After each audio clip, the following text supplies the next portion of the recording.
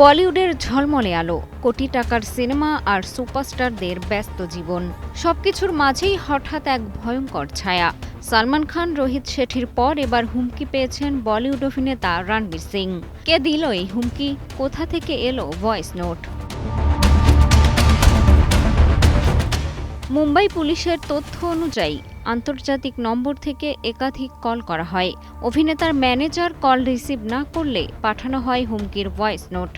সেখানে নিজেকে Harry boxer পরিচয় দিয়ে ২০ কোটি রুপি দাবি করে হুমকিদাতা।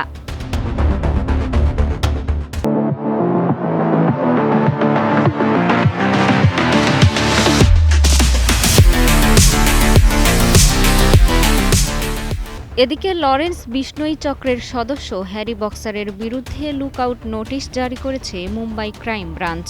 এই ঘটনার পরই বাড়ানো হয়েছে রণবীর সিংয়ের নিরাপত্তা। তার বাসভবন, শুটিং সেট, এমনকি যাতায়াতের সময় মোতায়েন করা হয়েছে অতিরিক্ত পুলিশ। বলিউডে আন্ডারওয়ার্ল্ডের প্রভাব নতুন নয়। অতীতেও বহু তারকা চাঁদাবাজি ও হুমকির শিকার হয়েছেন। তবে সাম্প্রতিক ঘটনাগুলোতে আবারও ফিরে আসছে সেই অন্ধকার অধ্যায়ের স্মৃতি। মিষ্টি খাতুন, কালের কণ্ঠ।